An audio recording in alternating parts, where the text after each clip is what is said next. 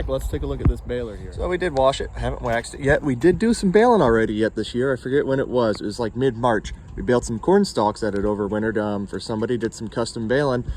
I don't know how many bales we've put through this. If I had to guess, we're probably up in that 4,500 to 5,000 bale count since we've owned it. And I think it's up over 20,000 bales total now. It's been a phenomenal baler to us. I have less than like $400 in repairs in this entire baler. And what's going on our 5th year of using it, less than $400. And that's over 4,000 bales. We can start here at the front, 540 PTO. 1 remote double acting cylinders for the tailgate.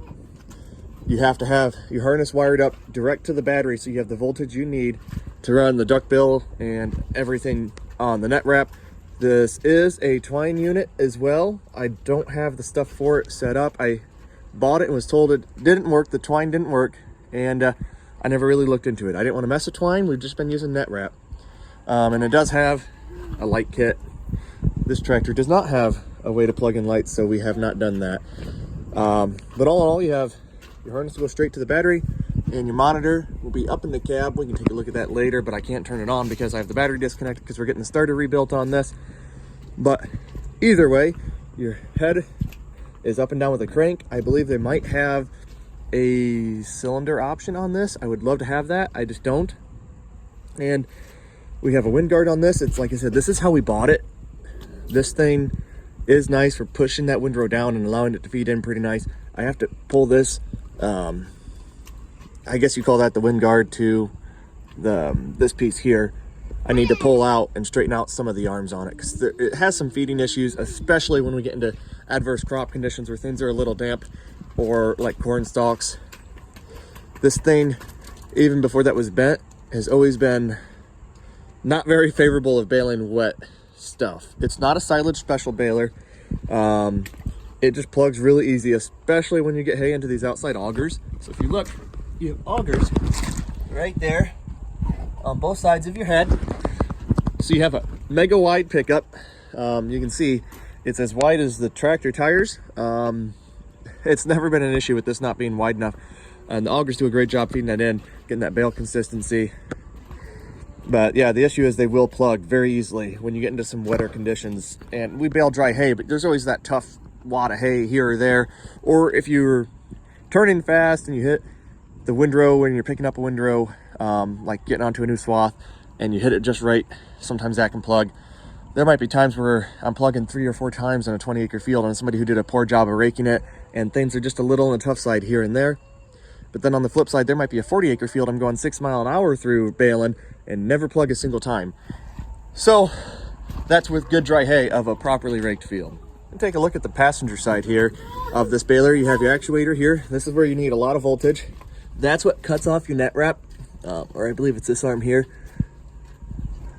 So the net wrap goes up through a series of loops. It goes under, then over, then back around, and then you tuck it down between those plates. And that's what that small arm is right here. You pull that out and then use that to tuck your net wrap in. One feature I really love, and one of my favorite things about this is my first round baler I've ever run and owned, and only one I've ever run. You can see the net wrap here. Not trying to bash on deer, guys, but the net wrap's in the back. I know they have issues with that wrapping around a roll, so they have to put baby powder on it. Never had any issues with this not wrapping when everything's working properly. I've only had maybe 2 issues with that wrapping. One of them was self-inflicted. I was running some pretty long hours as we're in the middle of straw, and I was just tired. I wasn't feeding it through these right. And there's a diagram that shows you how to do it. I just wasn't paying attention, and I missed one of the rolls, and it would wrap the first bale, but it wouldn't pick it up to wrap the second one. It just wouldn't grab the net wrap again because I missed one of the rollers. So the first bale would wrap because the net wrap was fed, where it'd grab it and feed. But then once you dropped that first bale and started the second one and you were ready to wrap your second bale, it wouldn't grab the net wrap again. So then I had to get out, and I did that like 8 times in a row. And I don't know why I was so stupid, but it took me 8 bales before I looked at the diagram, like, oh yeah, I don't have this fed right. And I kept feeding it the wrong way every time. I don't really know why, and I've done this dozens of times, you know. I'll roll a net wrap at 3, I think I'm doing like 3 1/4 wraps, I want to say, or maybe 2 1/2. I forget what I've been running. It depends on crop conditions. We can get roughly like 190, 200 bales on a roll. So when net wrap was like $212 a roll, that was a few years ago. Maybe it was over 200 bales. I figured it was like 95 cents a bale. Now we're pushing $230 or $240, $250 a roll. So we're probably up over that $1 a bale and net wrap. And we store hay outside occasionally. And at that, I think it was 2 1/4. That's probably what I remember right, is 2 1/4 wraps per roll. The hay's held up fine. Haven't had any issues with net wrap ripping, even on hay and straw stored outside for many months. And in the front of the woods, we have hay that we baled last August that we've had stored there since then, and have been feeding and have had no problems at all. It's a Brighton, I think, or Mag Wrap. I forget what brand we're using. It's made by Brighton. I forget the name they put on it. That's what we're using. It's been really good. We get onto this side, you only have one chain to worry about. We did just oil everything after we washed it. I need to wipe down some of the oil. We use engine oil because I'm too cheap to use chain oil on it. There really isn't a lot to look at on this side of the baler. You have a sensor here that tells you when your tailgate's down. Never had any issues with that, but sometimes like you push it and you know it's all the way down. You might just have to tap your remote a second time just to make sure it is touching this, because it'll beep at you and say, oh, tailgate's not down. And if the tailgate isn't down, or at least not registered as down on the monitor, it won't wrap. That's a minor thing that happens every now and then. It's just, all you gotta do is push your cylinder forward, and I think it was latched, it just wasn't registering on there. Never been too much of an issue. You set your tension here. I just set it really tight. You can loosen up this, and then you tighten this down. It tells you how to do everything right there. Extra storage for a second roll of net wrap. And then you have a kicker, so spring tensioned, and that keeps the bale from rolling back in front of your tailgate. So that's really a nice feature. It came with it. Like I said, I'm new to round balers, so I know some balers don't have that, where you have to basically pull off of the windrow, drop the bale, drive forward before you can shut your tailgate. Not on this. And it doesn't matter if you're on a hill or what have you. We don't have much hilly ground. As you can see, it's all pretty flat. The bales can't roll back in to where they interfere with being able to drop your tailgate back down and keep baling. So when I get to a full bale, I just push the clutch in and stop right there in the windrow. It feeds whatever hay is in front of the baler. It automatically wraps the bale for me. I drop the bale, I shut the tailgate all in one place, and then I just continue baling. I don't have to pull off of the windrow. I don't have to back up or move forward before I can shut the tailgate. It's a nice feature there. We come onto this side, you see a few more chains. We can pull this twine box out of the way. I've just never pulled them off, even though we don't use the twine. You have a gearbox. The PTO comes into the gearbox right there, and then this shaft comes out, and that runs everything on this side. You can see various tensioners. The only problem we've had on this would be on the other side. It was a spring that was the return for the duckbill that broke. So that's the only wrapping issue we had. A spring broke. It was a $20 spring. Had it fixed within a day. We were back in business. And even I was able to even finish baling that day because I had some old twine in the cab of the tractor. So I just tied the spring up with some twine and kind of jerry-rigged something to get me by for another day. And it worked until I could get a new spring on. A couple other minor things. We've had one, not this tire, I think. It's the other side we had to replace our first year. And you can't really say that's New Holland's fault. You know, it's an older baler with used tires. You're going to expect to have that to replace. And then we've done the belt pins. I've had, I forget which ones, but it was middle belts. One or two, whichever one it was, I've had at various times, at least one come off of this side and then one came off the middle or on this side. The pin just kind of broke and the whole belt just fell off. It didn't get baled into a bale, and both of them were on a custom job, and both for the same landowner, one cutting apart. So after that second belt, the pin broke and the whole belt came off. We just replaced all the pins on it. I probably should do that again this year.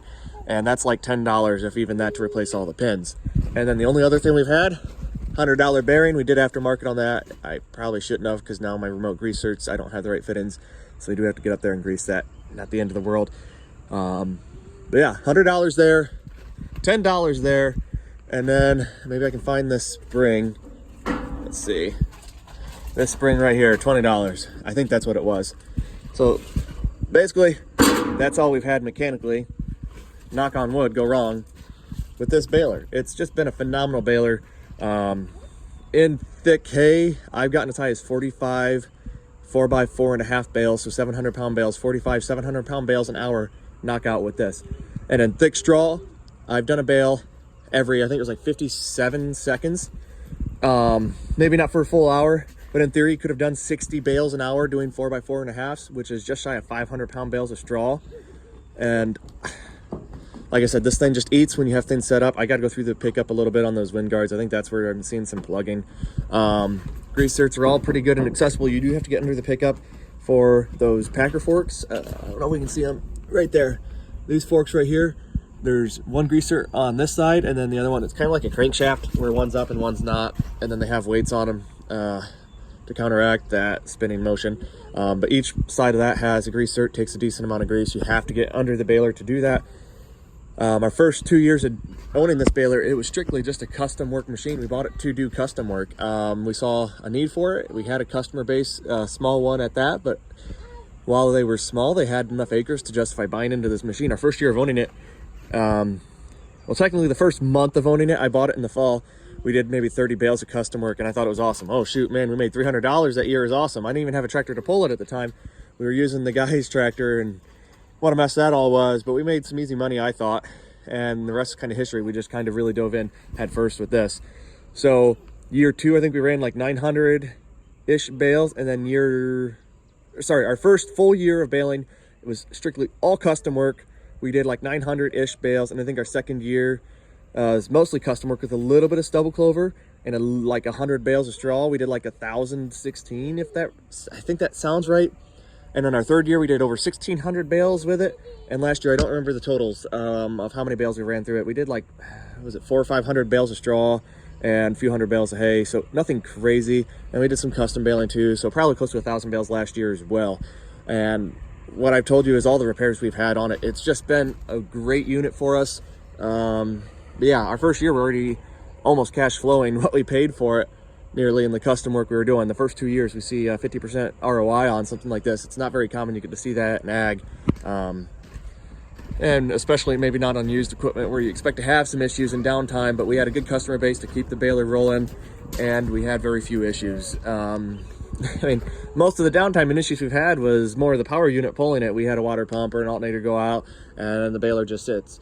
So the first couple years, like I said, mostly custom work. It just got parked at the guy I was doing most of the baling for, because I was also working for him, delivering hay and whatnot. So it just got parked outside, so I made sure I blew it off after almost every use. Greased it every time we used it, you know, and I was a real stiffler about that. Shoot, it'd be like every 30 bales almost, we'd be greasing this thing and greasing everything, or I would, you know, and blowing it off every time we used it. You know, now I'm at the point where it's every 50 bales is kind of what I shoot for. You know, if there's a 100 bale day, I'm not going to stop midday to grease.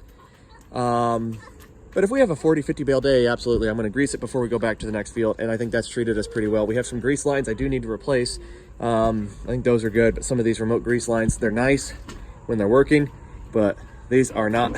Some of them are broken, like this one. I put that on, and that's really not taking grease the best, so I got to figure out something on there. I just need to kind of clean that all out and get some new grease lines probably. I just haven't gotten around to figuring out how that's all going to work. They're pretty simple to do, I think. I just haven't found the place to get the lines. I think they're just air lines from Napa or something. But all in all, you flip this, and this whole shield will pull forward, and the net wrap comes out. You pull that lever, and then the net wrap slides out. You pull this pin right here, and basically the net wrap slides right off of that shaft. You put the new roll on, and then you feed it all through here. And right there, you can see that's your diagram for how to set your net wrap. Everything's laid out right there. When that shield's flipped up, you'll see it. And you have your bale tension set right there on that monitor, and I believe that right there is kind of for twine tying. I know a gentleman who has the same baler as mine. He does use the twine every now and then just to make sure it's still working, and then he has it as a backup. So rather than get out of the tractor to put new net wrap in when he runs out, he might just finish the field with twine. And then you do have a safety latch here, so if you have the tailgate up, you can lift this up in, and then the tailgate, it'll have a hydraulic lock and keep it from coming down. So all in all, if you're looking for a baler like this, I wouldn't be afraid to do it.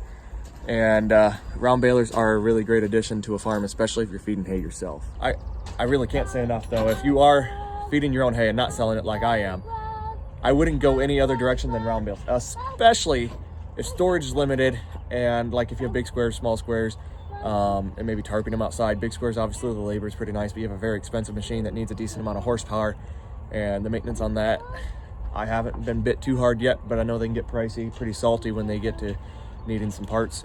I'm not saying that all round bales are going to have the luck that I've had with this one, but these are very simple machines. They're pretty cheap to buy into, and if you're just feeding cattle, feeding sheep, goats, if you have enough obviously to feed round bales, we're at the point where we're feeding round bales to our sheep and goats. That's the stuff stored outside. Feeding about a bale every 5 to 6 days right now. Like I said, about $1 a bale in net wrap, maybe a touch over depending where you buy it. Maybe you can find it cheaper, I don't know. And it doesn't take a lot of horsepower. 80 horsepower is really, I think, all this needs. It might only need 65, 70, run it on 105, and it just walks the dog with it. But we're on flat ground if you're in Pennsylvania, New York, Vermont, right? Keep some of that in mind. You might need a little bit more weight, a little more power to go up some of those hills. But they're simple to maintain, cheap to maintain, relatively cheap to buy. The labor savings is huge. You can bale, leave them in the field, they can get rained on, and then you just let them dry out for a few days, and then you can put them into the barn after the fact once they're dry. And that's the big thing, is we big square bale what we thought we'd get picked up in the day, and then we just finished the field round baling, or it'd be low quality hay, we'd round bale, where I knew the big square bale, it shows all those imperfections in the quality.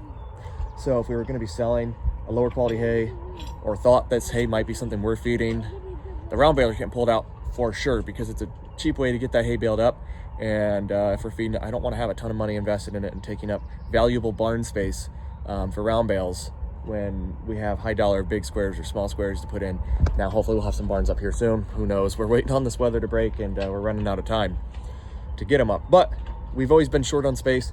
The round bales can go outside, and they kind of open up that avenue, especially when we know we have tighter windows. I can bale these a scooch wetter, obviously, than like what big squares can be, especially like I had some oats we did last fall. I knew weren't gonna keep. I knew they were bad. Maybe they should have been wet wrapped.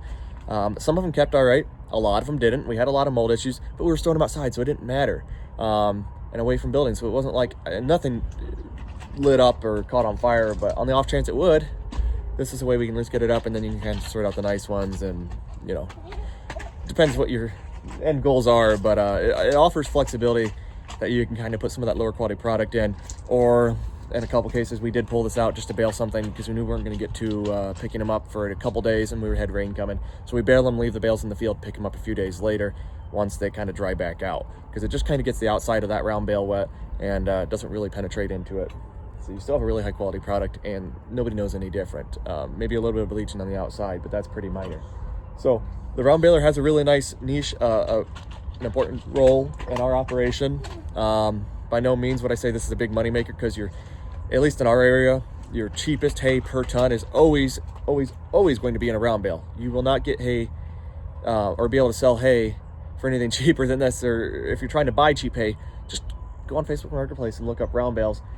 I mean, that's not always true, but more often than not, round bales are going to be cheaper than almost any other hay by the ton that you can find anywhere else. So like I said, it's got a role if you're feeding it yourself. You can put up the hay cheap, but if you're trying to sell hay, look at small squares, look at big squares, mostly small squares, but markets always kind of dictate the direction you go. So round bales may be an avenue for hay selling, but for me in Northwest Ohio, I just haven't seen that. We have customers that want it, horse customers that do, but they usually don't pay as much per ton, and I understand it's the nature of how this is. So we don't prioritize putting a lot of really high quality hay into round bales. But yeah, thanks for watching, and if you want to see any more, have questions on this unit or anything else, just let me know.